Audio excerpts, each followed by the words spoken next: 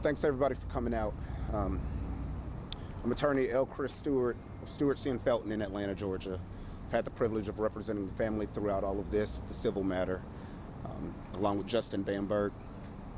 If you want to know what civil rights history looks like, take a look at today. This is historic. It should not be taken lightly. What happened today is that the federal government said it stops now. Police brutality stops now because there's consequences. You may be able to escape at the local level when these situations happen, as it all too often does. But they finally heard the cries of so many families that have had to go through this, of not getting justice. And as you've seen with the federal indictment that happened today, the government has said this will stop. This is a message to not the good officers that protect us every day, but to the ones that abuse people in this country. Because we've learned today that the federal government, the Justice Department, can step in and put somebody behind bars when their day of trial comes. So take this as the time of change. Walter Scott did not die in vain. So many things have happened. Body cams in this state. He was arrested immediately and put behind bars, which was historic. A city stepping up and taking responsibility and settling the civil case for an historic amount. And now today the government saying that's not enough. We're coming in and our day of justice will have to come down the line. We're very proud of the government. Vanita Gupta,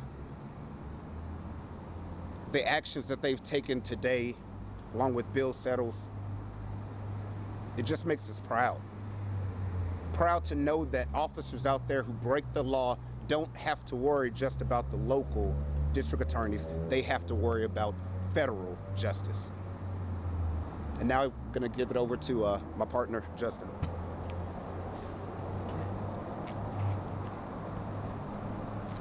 Justin Bamberg with Lanier and Burroughs out of Orangeburg, South Carolina, South Carolina State Representative in House District 90.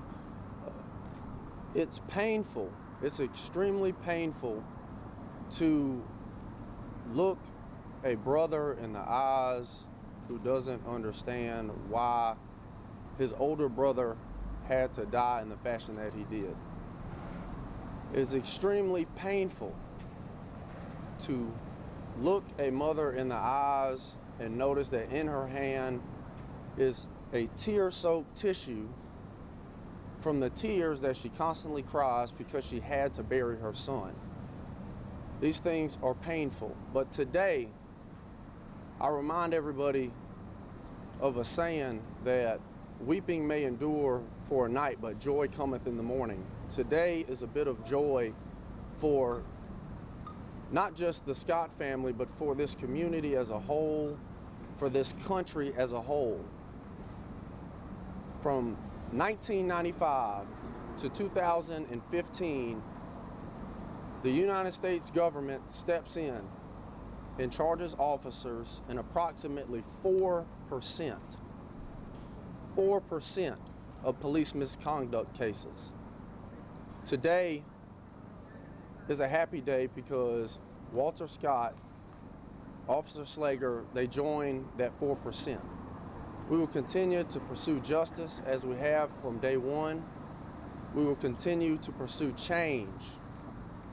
We will continue to ensure that Walter did not die in vain. I have to, again, as Chris said, commend the federal government for stepping up because it's a message that is loud and clear. Today, that message says, enough is enough. Enough is enough.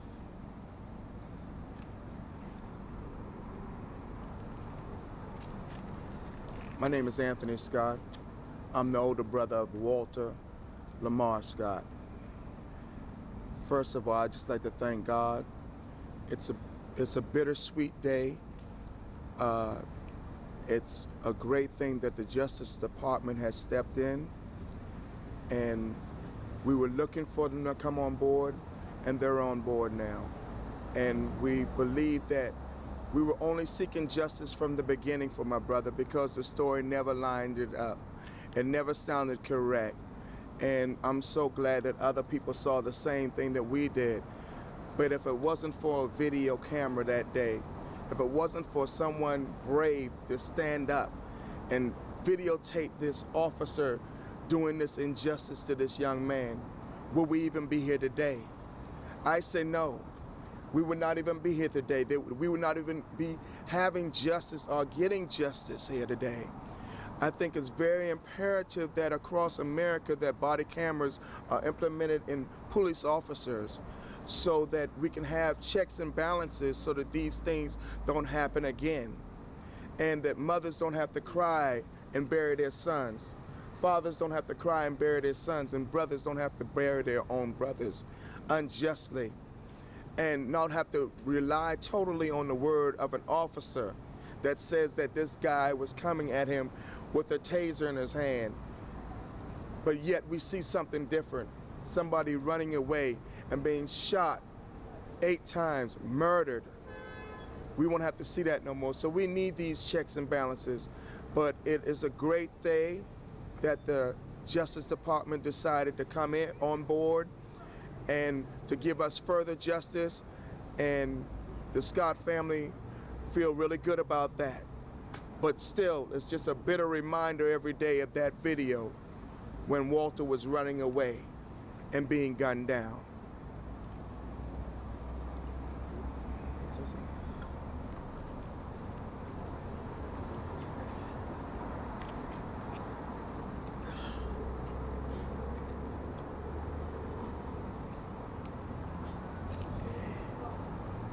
This is a sad day for me, but I thank God that the prayers of the righteous availeth much, and that God hath seen, he knew from the beginning what went on. They tried to cover it up again, but it's time that the cover was pulled. And I thank God that my son was the one that was used to pull the cover off of all the violence and the cover-ups and all that has been going on. I'm happy for that, but I'm sad because my son is gone. I'll never see him again.